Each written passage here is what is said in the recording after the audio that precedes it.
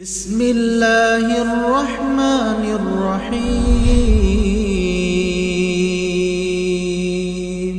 الحمد لله رب العالمين والصلاة والسلام على نبينا محمد وعلى آله وصحبه أجمعين وبعد فعن أبي هريرة رضي الله عنه قال قال رسول الله صلى الله عليه وسلم من ذرعه القيء فليس عليه قضاء ومن استقاء فليقضي رواه أبو داود والترمذي وابن ماجه وأحمد ورواته ثقات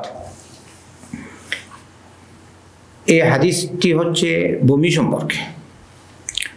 সায়েম অবস্থায় কেউ যদি বমি করে তাহলে কি তার সিয়াম ভঙ্গ হবে, এই বিষয়ে হাদিসটি।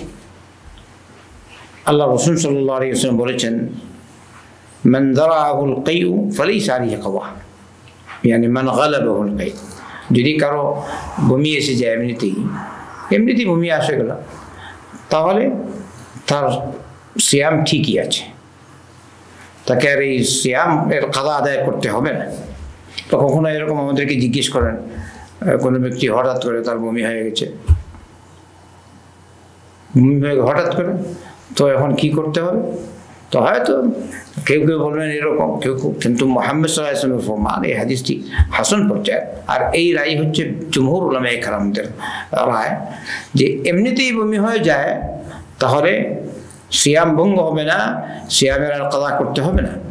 কিন্তু ওমান ইস্তাকা ফালিয়াকদি, কেউ যদি স্বেচ্ছায় বমি করে তাহলে তাকে সিয়ামের কাদা আদায় করতে হবে।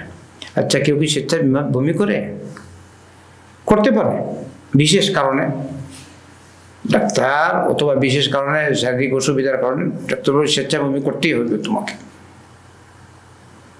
অথবা কোনো ওষুধ দিল বমি হওয়ার জন্য আপনার নিজ প্রয়োজনে, তো এরকম যদি হয় তাহলে আপনার সিয়াম নষ্ট হবে আর পরবর্তীতে এই সিয়ামের কাদা করবেন। এবারে কথা হলো স্বেচ্ছায় যে মানুষ এরকম করবে, প্রয়োজনে করবে, অপ্রয়োজনে এরকম বমি করে সিয়াম নষ্ট করে দেয়, এটা কি জায়েজ? এটা জায়েজ না।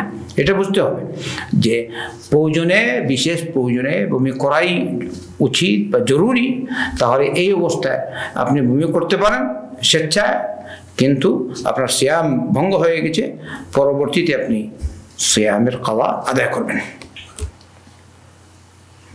আর এই বমিটা কম হোক আর বেশি হোক, বলছেন ফাইদা তাকাইয়া আমদান আফতার সাওয়াউন আকান আল কাইউ কলিলান আম কাসীরান লিযাহির আল হাদিস। এটি হলো হাদিসের শিক্ষা।